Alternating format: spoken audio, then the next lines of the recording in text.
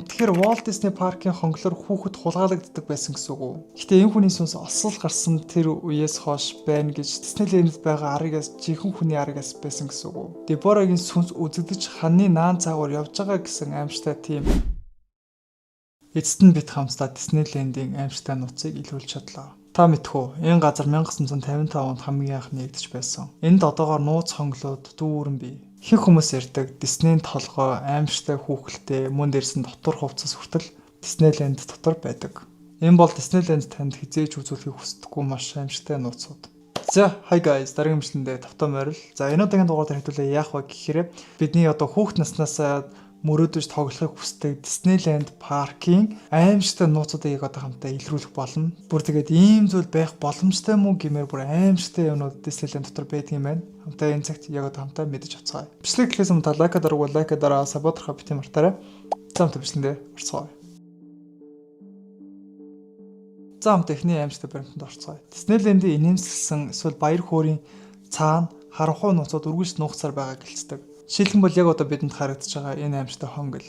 Домогт өгүүлснээр нэг өдөр Walt Disney Tomorrowland-аас Wonderland руу явж халахж байхад ковбойтой таарсан гэдэг. Энэ дүр зураг нь зочдын сэтгэл зүг эвгүй мэдрэмж төрүүлж, паркийн уур амьсгалыг эвдэж, хүмүүст эвгүй сэтгэл төрүүлсэн байх гэж бодсон юм байна. Тэгээд дараагийнхаа паркийг төлөвлөлтөн дээр ямар нэгэн арга хэмжээ аавна гэж шийдсэн юм байна.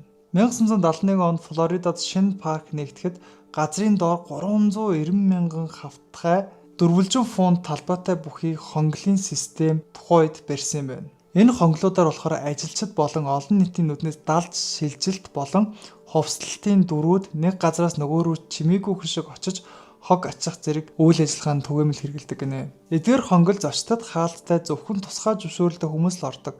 Гэхдээ энэ цаг хугацааны явцад муухай цургал тархсан. Жишээлбэл хүүхэд хулгайлахад ашигладаг зүйл гэх мэт. 2024 оны 11 сарын 4-нд подкастер Joe Rogan нэг хүүхэд хонгол руу хулгайлагдсан тухай ярьж байсан байна. Тэгэхээр Walt Disney Park-ийн хонглоор хүүхэд хулгайлагддаг байсан гэсэн үг үү? Харин 10 сарын 13-нд Лос Анжелесаас ирсэн нэгэн гэр бүл хүүхдэд дагуулад Disneyland-д очисон гэдэг. Хооллохын өмнө хүүхэд гараа угаахаар ариун цэврийн өрөөрөө орсон боловч буцаад гарч ирээгүй. Хүүхдийг газар доор хонгол руу чирж бууг эцэг их нь харсан гинэ. Тэгээд газар нь дахиж хаагдаад нүдээр харах одоо дахиж боломжгүй болсон гинэ. Гэхдээ энд 3 асуулт байгаа. Энэ систем нь ихэнхдээ Disney World-д бол байдаг. Гэхдээ Disneyland-д бол байдгүй юм байна. Хоёрдугаар нь Калифорни цагдаа нар алга болсон хүүхдийн талаар нэг ч мэдүүлэг аваагүй. Тэгээд нэг шижүүр нь юу вэ гэвэл энэ бичлэгийг химэл оюун ухаанаар хийсэн байх магадaltaй гэж хэлсэн. Учир нь яагаад гэвэл хоолой болон амны хөдөлгөөн нь ерөөхдөө маш зөрүүтэй байгаа учраас энэ бол эвлүүлэг юм а гэсэн бол тайлбар өгсөн байна. Тэгэхээр Disney World яг үндэ хүүхдийг хулгайлдаг гэсэн үг үү? Бас амар эвгүй энтэй газар доор нь ийм том хонголж байх шиг. Энэ хонглоор нь тэгэхээр хүүхдэд хулгайлаад хаашаа зүүдэг байж болох уу? За тэгэхээр хоёр дахь хамгийн эвгүй хамгийн аимшигтай баримт. За Disneyland-ийн хамгийн алдартай тоглоомуудын нэг нь бол It's Small World гэдэг нэртэй тоглоом байдаг. Энэ нь 1966 онд нэгдсэн бөгөөд 300 гаруй инээмсэглсэн хүүхэлдээтэй усан хонглоор завтай аялдаг тоглоом. Эдгээр хүүхэлдээ гэрэл унтарч хөгжим зогссон ч 24/7 хөдөлсөөр байдаг гэх сургал яриа байд юм байна. Интернетээр бүр сонирхолтой яриа тархсан нь юу гэвэл хүүхэлдээ үс жил бүр ургадаг тул тэднийг үс тайрдаг гэж ерөөдөө хэлсэн юм байна. Үүндээ бол үс нь болохоор чигнэс одоо болж сундаг олс маягийн материалаар ерөнхийдөө бол хийсэн. Мөн төхөөрөмжийг байнга унтрааж асаахаас илүү шүнжин асаалтаа байлгуул эвдэрлэл нь илүү бага гэж үзсэн юм байна. Гэсэн ч байнгын хөдөлгөөн болон үсний ургалтыг хүмүүс амар жигтэй одоо тийм асуулт хариултанд хүргэсэн байна. Зарим хүмүүс юу гэж үзсэн бэхээр эдгээр хүүхэлдэйн тоглоомууд ч бүгдээр амьд хүүхдүүд юм биш үү гэж үзсэн. Зарим хүмүүс болохоор амьд хүүхдүүдийг барьж хүүхэлдэй болгодоо гэдэг аимшигтай цуу яриа өрнсөн байна. Ингэснээр яг вэ гэвэл тэд Disneyland үүрт үлдэх аимшигтай тамлалд үлдэж байгаа гэсэн хүмүүсүүдийн одоо хачирхалтай тийм таамаглал дэвшүүлсэн байт юм байна. Гэтэ нэрнгэсэн үсэн нуруудаа гэхээр та сундаг материалаар хийсэн гэж итгэж байна уу? За тэгэхээр 3 дахь эвгүй аимшигтай баримт руу орцгоё. Дэлхийн хамгийн аз жаргалтай газар дээр ажиллана гэдэг бол олон хүмүүсийн мөрөөдөл. Гэвч 18 настай Дебора Стоун түүний хувьд энэ мөрөөдөл биш харин ч аимшиг болон хувирсан байна. 1974 онд тэрээр коллежид явхаас өмнө нэмэлт орлого олох гэж Disneyland-д одоо ажилд орсон байна. Тэр American Sings нэртэй шинэ тоглолтод зочдыг угтах ажил хийдэг байсан. Энэхүү үзүүлбэр намжтын дүртэй хүүхэлдээ Америкийн түүхийн дуу дуулдаг, эргэдэг тайзтай театрт ерөөхдөө үйл явдал нь болдог байсан байна. Харамсалтай нь 1974 оны 7 сарын 8-нд тоглолт эхлэхэд ердөө 9 хоногийн дараа осол гарч ирсэн. Орой 11 цагийн үед Stone эргэдэг ханны завсарт хавчуулагдсан байна. Үзэгчид түүний хашгирааны тоглолтын нэг хэсэг гэж бодсон тул хитрхи оройтож тусламж нь ирсэн. Тэгээд яасан бэ гэхээр Диснейлэндд нэгэн хүний аймнаас ирсэн байна. Үүний дараа Америк Sings түр хаагдсан ч 3 хоногийн дараа дахин нэгдэж эхэлсэн. Гэтэ нэгдэх үедээ аюулгүй гэрэл молтрох боломжтой хантай болгож хийсэн байна. Энэ тоглолтод цаашлаад 14 жил ажилласан, харин хүмүүсийн дунд Деборагийн сүнс үзэгдэж ханны наан цаагуур явж байгаа гэсэн аимштай тийм болгоомжлсон тийм анхааруулга болон тийм домог яриаг ярьж эхэлсэн байна. Гэтэ энэ хүний сүнс осол гарсан тэр үеэс хойш байна гэж та нар итгэж байна уу? Бас тийм нэг аимшигтай юм тий. Би бол хүний сүнсийг үхээд хизээж тэр газар бол хорогддоггүй гэдэгт бол итгэдэг төрлийн хүн. Яг вэ гэхээр хүний сүнс ямарваа нэгэн хоёр дахь амьдрал руу одоо явахын тулд хүлээгдсэн байгаа гэж өнөхөд бол дотор итгэж явдаг. Тэгэхээр хэрвээ үзэгдэх юм бол бас тайлбарлахад жоо хэцүү л өнгөрөхнэ. За манайхаа дуулах сайхан мэдээ байна. Бидний YouTube-ээс л үзэж байдаг амьтад Монголд ирэхээр болсон байна. Энэ зоо паркт Монголын хамгийн анхны ховор сонирхолтой амьтад нэг доор ирж байгаа мэн. Тэгэд болоогүй. Тэд олон амьтад та хурч үзнэ гэж боддоо. Ирсэн бүх хүмүүс дундаас 3 хүнд маш том гарын бэлэгтэй юм бэлээ. Та хэд маань гадаад руу явж үзхийн оронд их орондоо энэ олон гайхалтай амьтдыг үзээрэй. Буян тухай спортын ордонд 9 сарын 6-7 болно.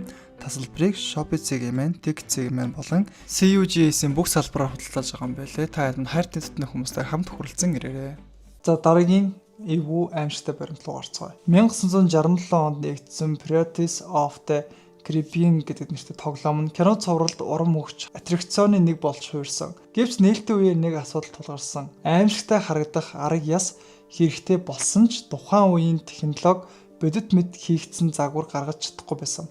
Тэгээд IM Engineers буюу бүтээлч зохион бүтээгчид бодит арга ясыг Калифорни их сургуулийн анагаахын ухааны төвөөс авчирч тоглоом дээр тавьсан байна. Дараа нь технологи хөгжөхөд хэмэл аргаас ашиглаж эхэлсэн гэж Disney мэдгдсэн ч заримийнх нь одоо ч жинхэнэ байсаар байдаг гэж үздэг юм байна. 2014 онд нэг ажилтан тэр арга яс үнэхээр бодиттой гэдгийг баталсан яриа өгсөн юм байна. Энэ бүхнээс болоод Pirates of the Caribbean нь өгсөн хүмүүсийн сүнсээр сүнслэгдсэн гэх домог яриа өрнсөн юм байна. Тэгэхээр яг үүндээ Disneyland байгаа аргаас жинхэнэ хүний аргаас байсан гэсэн үг үү? Бүр маш сонирхолтой. Би бол яг үүндээ ингээд нас урсан хүний гавлын ясыг харахад л айц төрн штэ. Тэгэхэд бүхэл биеэрээ хүний аргаас тоглоомын дунд байна гэж яаж хажууд нь байх юм бэ? За тэгэхээр дараагийн эвгүй аимшигтай баримт. За Pirates-аас гад өөр тоглоомч хүртэл аимшигтай түүхтэй байна. Space Mountain дээр ганцаараа суувал улаан үстэй, улаан царайтай 1970-ад оны хувцастай эрийн хажууд суудаг их домог яриа байт юм байна. Түүний Mr. Onway гэж нэрлэдэг тэр ихэнхдээ найрсаг боловч тоглоом дуусахад алга болчдөг. Бичлэг дээр бүдэг дүрс үлддэг гихцдэг.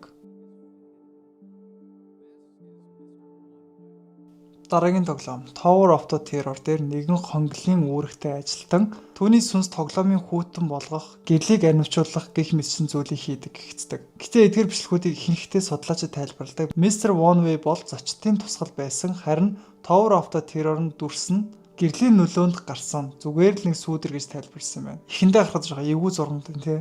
За тэгэхээр дараагийн аимшигтай баримт. Хэдэн 10 жил Disneyland, Disney World 2-т жинхэнэ нэг асуудал тулгарч байсан.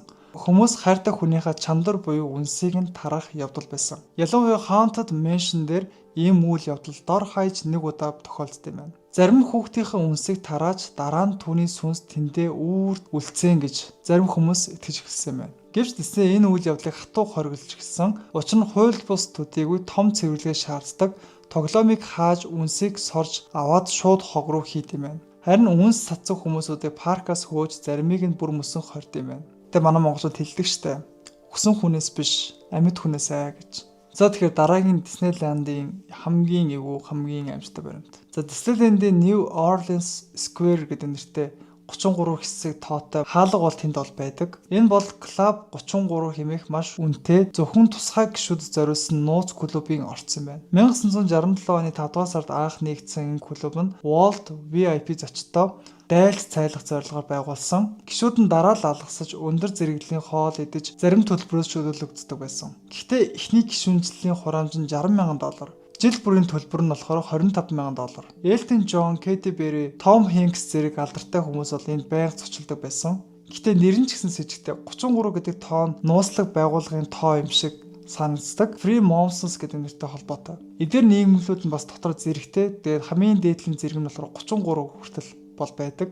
Walt бас өөрөө 19 настайдаа The Molly International хэмээх масон байгууллагад элсэж байсан ч жинхэнэ Freemason болсон гэх нотлохоо байхгүй байсан. Хэдий тиймч гэр бүлийн парк дунд байрлах ийм хаалттай элит клуб яа харахгүй хүмүүст бол шижигтэй санагдсан байна. 2014 онд хоёр хуучин гишүүн Club 33 бол бараг л сүм Walton Missy гэх мэтлэн яриа өрнсөн юм байна.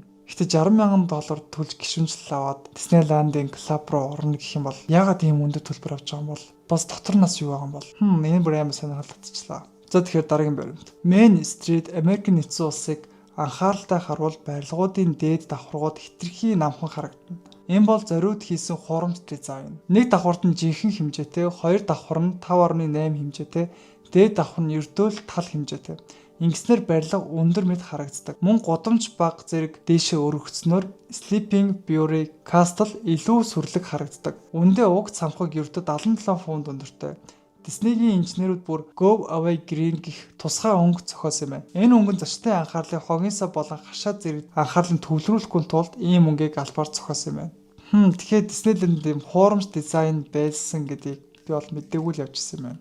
За тэгэхээр дараагийн баримт одоо хүний тархины нэг хэсэг болох olfactor гэдэг нэг хэсэг байт юм байна. Энэ хэсэг нь яадаг вэ гэхээр ямар нэгэн үнэрийг одоо санахад хэрэг болт юм байна. Энэ тархины энэ хэсэгтэй холбогдсоор яах вэ гэхээр бидний хуучин дох үнэрийг дахиж авах юм бол бага насны дурсамжлууга холбогдож эхэлж чадах юм байна. Disney үүнийг ашиглаж парк даяар Smallitzer гэх нэртэй төхөөрөмж байрлуулсан байна. Энэ нь чихэр болон шинхэн талах ойн модны үнэр цацаж хүмүүсийг илүү аз жаргалтай мэдрэмж төрүүлдэг юм байна. Зарим хүн эдгээр үнэрийг хүмүүсийг илүү их бараа худалдаж авахд зориуд ашигладаг гэж TikTok дээр хүртэл ярьсан яриануд байд юм байна. Гэхдээ бас амар зөвүүн тактик юм те хүний үнрээр нь дамжуулж бусдыг татаж те хуучин дурсамжийг сэргээж өгдөг байсан гэхээр очихын бол хэдүүлээ чихэр болон талах үнэрлэхэндээ.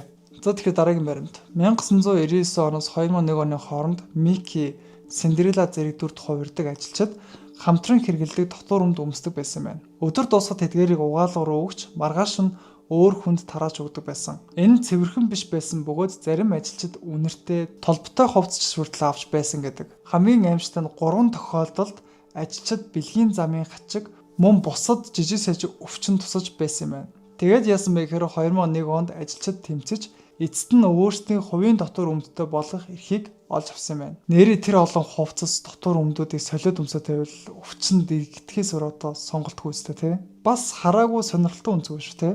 За тэгэхээр хамгийн сүүлийн хамгийн аимшигтай баримт. Тааж Махал цагаан ордон зэрэг түүхэн дурсгалт газруудын дээр онгоц хизээс нисдэггүй. Учир нь эдгээр газар онгоц нисэх хориотой бүс гэж тооцогддог. Гайхалтай нь Disneyland болон Disney World ч бас тийм бүсэд хамаарагддаг юм байна. Онгоц 3 миль дотор 3,000 фунтын доор нисхийг хатуу оргилд юм байна. Яагад гэвэл 9 сарын 11-ний дараа Америкийн нэгдсэн улсын нислэгийн захиргаа түр хугацаагаар ийм хориг тавьсан байна. 2 жилийн дараа үүнийг байнгын болгож өнөөдрийг хүртэл энийг хадгалсаар ирсэн байна. Гэхдээ 2023 онд Америкийн нэгдсэн улсын зарим улс төрчид энэ хоригийг хүчингүй болгох санал гаргасан байна. Яагад гэх юм бол Disney Florida-гийн захирагчийн Don't Say Gay гэх хуулийн эсрэг байр суурьтай байсан байна. Тэгэхээр Disneyland-ийн дээр ямар ч онгоц нисэх хориотой гэсэн үг. Ийм бүр маш сонирхолтой. За тэгээд энэ хүрээ дугаар маань өндөрлөж байна. Хэрвээ та бүхэн таалагдсан бол лайка дараа сабскрайб битэн мартаарай.